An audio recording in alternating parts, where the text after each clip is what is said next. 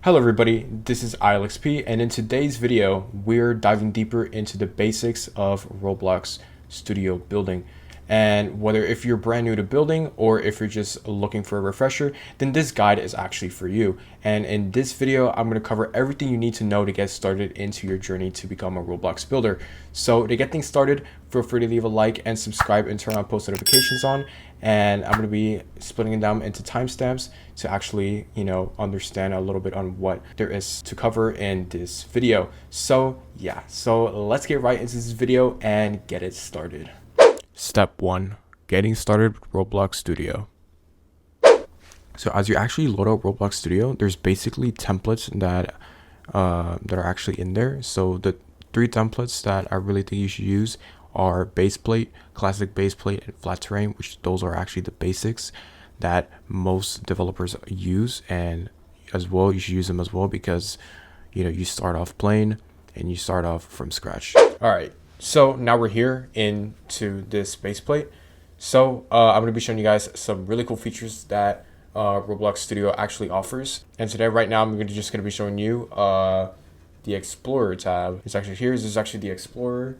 Those are some of the things that are actually in there. Whether if it's the children, the properties, you'll get most into it. So like, use of the lighting, the replicated storage, the workspace, the camera, the terrain, all of that stuff that's in there. You're gonna also see some of the layers, sky, properties, starter pack, starter player, etc. So you're just gonna see most of these things later on.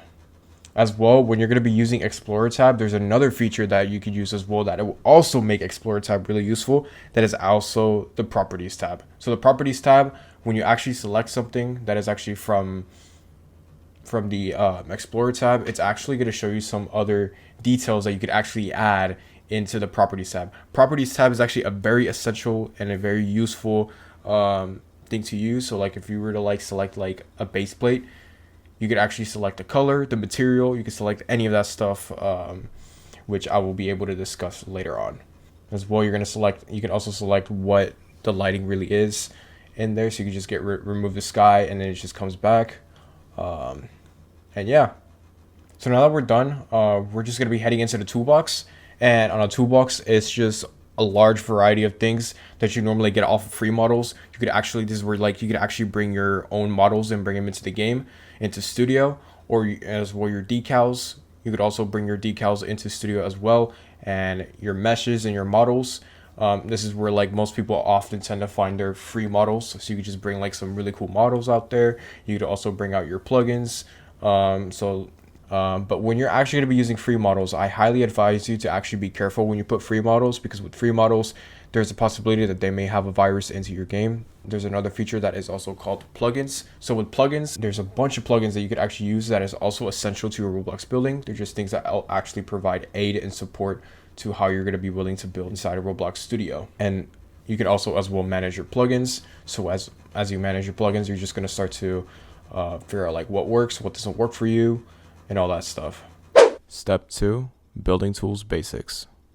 All right, so what you're gonna do, you're just gonna be adding a part, and with that part, there's so many types of parts that are in there. So I'm gonna actually show you the kinds of parts that you could actually add into there. So we have a sphere, we have a wedge, we have a corner wedge, and we have a cylinder.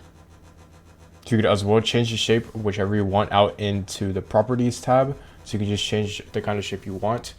So that's basically the shapes that are actually in there. There's just a different variety of shapes into the part. And this one, I'm going to be showing you guys how to move. So this is how you move.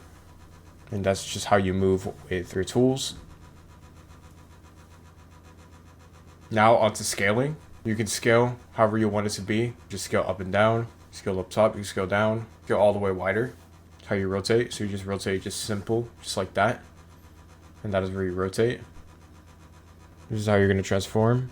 You rotate, and it actually shows the amount of studs it has when you scale, and it also shows how much you're trying to measure your rotation. It also shows how you're doing it. Now we're going to get into how you can scale and how you can rotate. So if you head to snap to grid, If you actually get rid of the check mark into the rotate, you're gonna see what the difference is when it comes to rotating. So it just rotates very smooth. It doesn't rotate and it doesn't have any of these lines that you see onto the right, and it just rotates just smoothly because it just really doesn't have any angle into it. Well, when you put it on the check mark, yes, but you can actually change the angle how you want it to be. So if you want to add it a little bit smaller, so let's say like that amount, then it kind of shows a little bit of the line, it just splits the line. If the rotate angle is already to 0, you rotate it pretty smoothly, just like how it is when you check it off the box. However, when you move, there's a thing called studs, and this applies with the scale too. So if you just get rid of scale, it will as well make a change in terms of how you move and how you scale. When you have like a very high amount of studs, that's how you actually scale your part very distantly and very big. So that's how you normally like scale it, and it gets like super inchy when you actually scale it that way. Step 3, grouping builds. All right, so what I'm going to be showing you guys is ways to actually group the builds. So right now I'm just going to be selecting a part, drill out one here. So first things first, I'm just going to be making just a quick house, and you're going to see how it's going to go as soon as I get there into finishing working on the house. There we go. So we're actually done with the house, and what we're going to do is first things first, we're going to be selecting the whole house. And when you select the whole thing that is actually both together, you're going to group it. So you're just going to click the group, or you're just going to be putting Control G. So you're just going to be selecting the group. Just going to make sure it's all there. And you can also group it. Now what I'm going to be showing you guys is the anchor tool and how you're going to be using it. So when you go in here, it actually starts the game as it's unanchored. So the building, so every time you always make a part, it's always going to be unanchored the whole time. So one of the biggest ways is to always anchor it if you're trying to make some sort of building like a house, because when you're actually just moving around, when it's unanchored, it's just going to start to move.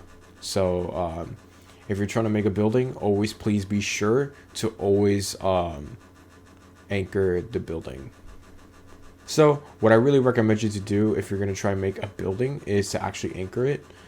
But let me show you what's going to happen when it's unanchored. So if I'm just going to move this up, it's just all going to fall into pieces. You see that? It's just going to fall into pieces. The building is just going to fall into pieces, and you're just not going to be able to see towards what's going on. So what you're going to do is to always press anchor, and you're going to notice the difference when you set anchor up. You press anchor, you move up, test it out, and it's just still there. It hasn't fell off or anything like that. It's just still the same. And even if you were to just put it all the way down onto the surface, it still remains that way. As well, don't forget, you could actually lock your build. So like when you lock your build, like you're not going to really be able to touch it when you're trying to work on some sort of building, or when you're trying just to like just select everything. It won't have to select the house or like the building that you locked. So like the building that you locked, you're not going to really be touching it. Like when you select everything, you're not going to really be touching it. So if you just lock it, like everything's going to be fine. Like your building's going to be fine. It won't be deleted if you're trying to delete everything when you're trying to select everything. So it's going to be fine. So, and if you just unlock it, maybe it will be, but I think it'll be fine either way. But yeah. All right, so now onto collisions. So what we're going to do is we're going to just set up a door, right? We all love doors, right? So what we're going to do is we're going to just make a door. All right, so now we're onto collisions, right? So when we get into collisions, it's basically like when you're trying to go through a part, for an example. It's like how you see in a door, right? So as soon as you turn off Can't Collide, you can literally just go through the part. And you actually can see it like when you go to a door or when you go to anything else that... when it's Can't Collide, it's just normal, like how you would just walk towards a wall. So there are some things, right? So now onto unions, intersect, negates, and separate. So one of the things that we have in the tools, so you can literally do that with a different shape, and I'm going to show you how. All right, so this is how the union and negate is actually going to work. So it's basically like if you were to put a hole through a wall. So when you go and when you actually put like a cylinder right there, and if you negate it first and you union it, it creates a hole in the wall. So that's basically how it works when it comes to union and negate. And if you were to, let's say, turn it like that, make it into some cylinder, that's basically when you intersect both of them. And separating them is basically like as they are unioned, you could literally just split them apart at any sense. Step 4, customize your build. All right, so right now what we're gonna start doing is we're gonna be focusing onto the material and color of the part. Okay, so first things first, let's just scale this up, make it into a wall, and go to Material Manager. And with Material Manager, there's like a vast majority of materials in there. So you can literally just look up and just see like how many materials there actually are in there. So like, there's just all the general materials. It's actually split into different sections as what you see in there. So let's say you just want to put wood planks, right? So you could just put wood planks, or you could just put wood. Either way, I honestly prefer to choose wood. So you could just pick out whichever material you actually want in the Material Manager. As well, when you go to properties, there's actually a lot of like materials actually in there that is basically the same as it is when you go to Material Manager at the same time. But in case like if you are having trouble going for it, then go for it, you know. So now that we already added the materials, you can also add the color. It's pretty simple. You just add like brick colors, or you could just add like any kind of color. But I normally like to go brick color because it just keeps it a little bit more simple and more Roblox appropriate, I guess. So you can just choose whichever color that really suits you a lot. And then there we go. And then now we're going to be going into decals. So I'm going to be showing you guys how to actually add a decal, which is pretty easy. So you can just look up any kind of decal in the toolbox, whether if it's your own, whether if it's a free decal. You can use whichever kind of decal it is, and you go, let's say like if you want to go to my images, you can literally just slap like any kind of decal, you put them into that wall right there. Let's just scale it. So I just put like a vending machine, so you can just put like some sort of like any kind of decal, whatever. You can just, that is like where you get like the asset ID. It comes from like the Roblox website. And then the transparency, you could literally like just make it invisible, or you could just make it just slight edge. And the part, and you could also just add like whatever size, like whatever side you want, and the part, whether if it's top, bottom, front, back, right, left. So I'm just putting it in the top, and then I just put it in the bottom, which it doesn't really show it. Say if I want to put it into the left, it's right there. If you want to put it on the right, then it's just gonna be on the opposite side. So it seems pretty confusing, but I highly recommend you to actually just play around with it, because this seems pretty interesting to get over with. All right, now we're gonna start adding is effects. So there's like most of the effects are in there. As you can see, you can add fire, smoke, sparkle, any kind of effect that actually, you know, suits you, that interests you.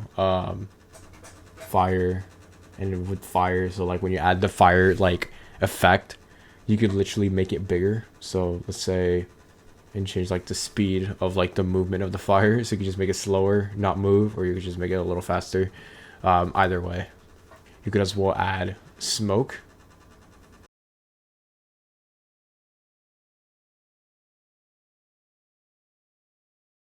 You can just kind of just make it bigger. Maybe I might like the game, I don't know. There we go.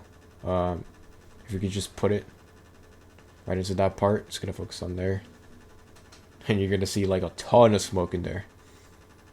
So these effects are really good to have, and I highly recommend you guys to actually try it out, give it a try, and I think it's amazing to have, especially if you're trying to work on any kind of Roblox game you want. I highly recommend you guys to actually use effects. All right, so there's other effects too, which is the surface light and the point light. There's a few effects that are surface light, point light, spotlight. You can literally just put them in there. So let's say you want to put surface light, front and back. You can literally put the direction as you want it to be. You just top, bottom. And you can literally as well change the color of it. And I'm just gonna put yellow. And then what you can do is actually change the brightness, like super big. If you can make it big, that'd be amazing. And the angle, that's basically the angle of the surface light. You could also add shadows, add the range. When you add the range, it makes it super brighter. You could also see it from the street lights. So this really does a really good job with street lights and as well with lamps, as it applies with the spotlight. So when you put like spotlight in there, you can put like either way as it is with the surface light, but it's gonna be really different because it's more in a circular angle. So probably in a 360 angle, while as the same applies with the surface light, but with the surface light it's more of a rectangle. So you could just put it down.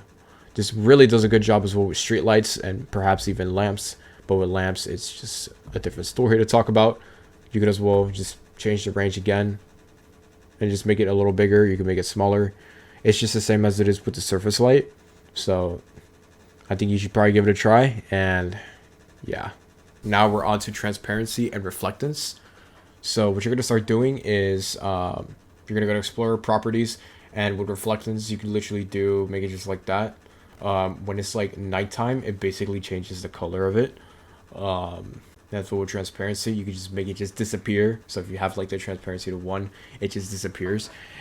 Transparency is actually very useful if you're actually trying to make like a window or anything that you want to try and just see through but just not go through it, or like just to see what's inside. So it's basically like how it is with the window, alongside with reflectance. Reflectance is really good for if you're willing to try and just have it, reflect it alongside the color that the environment is generally surrounded by. So I mean, you normally see it in that way.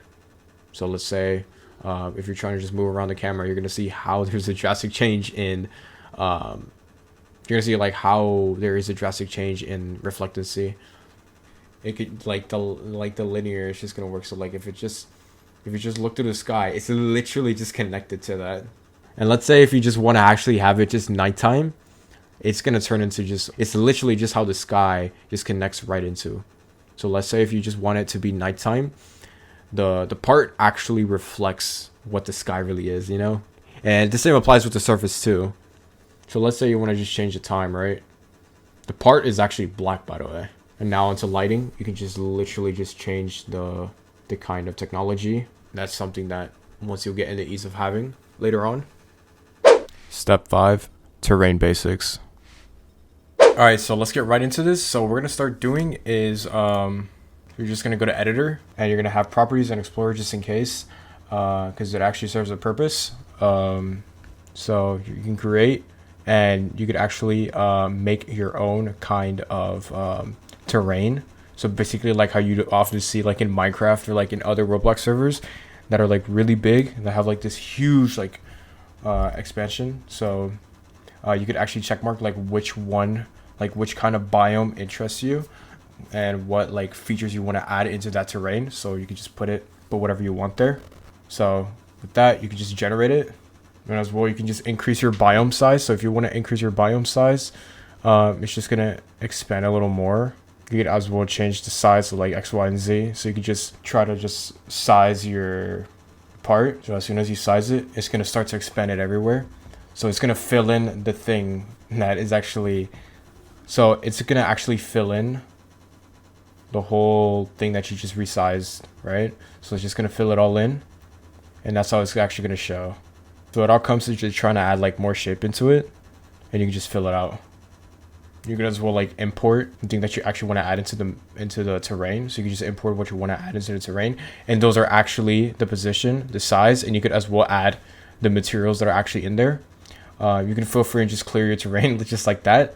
And yeah, now what you're gonna do, you're gonna just start to edit your terrain. You can just select like where you actually want to do your terrain. And transform, it's just like based upon like if you ever want to increase the surface level. However, you're going to want to have to increase a little bit on the size. So what you're going to actually do, you could just like brush and just like add a lot of things into there. So you can just like draw your terrain, so you can just mess around with it. There's also different kinds of shape, which is actually a cube, a cylinder, and as well there are different kinds of materials. You can actually change the size, and there's as well like as many materials as you actually want.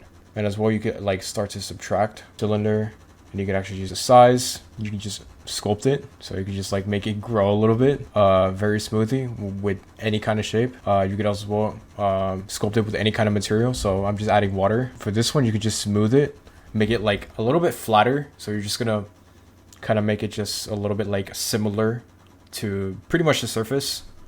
So really good tool. It's almost similar to as flatten. I was like, you're flattening, but with flattening, you're just pushing all the way down to surface. There's just literally different kinds of patterns to it.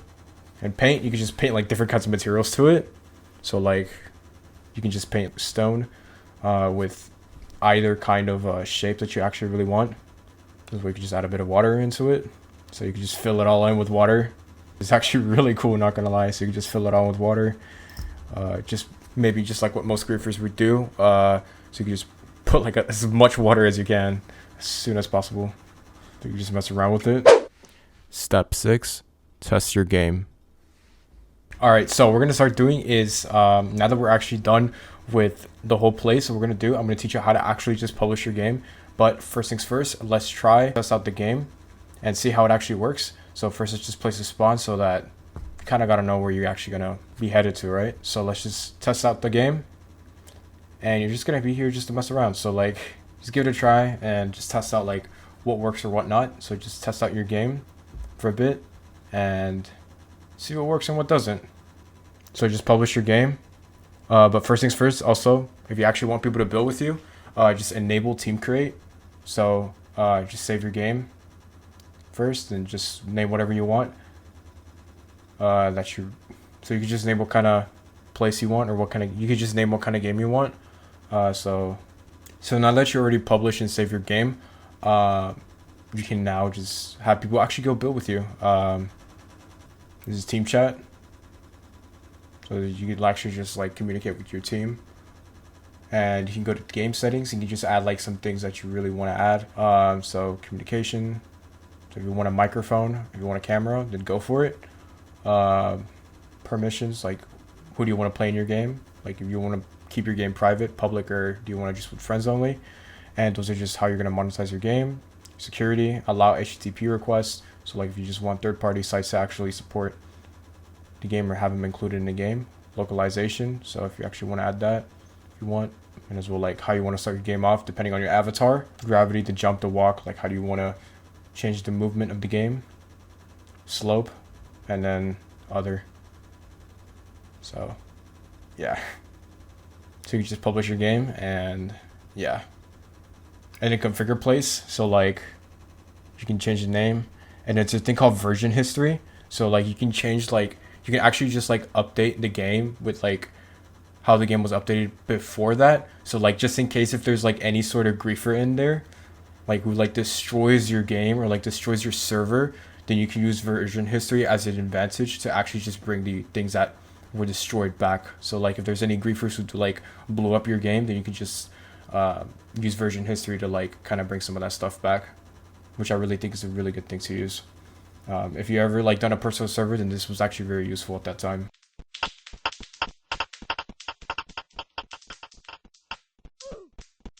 Alright, so that is actually it for the video. I really hope you guys enjoyed this video. Smash the like button and subscribe, and I'll see you guys in the next video.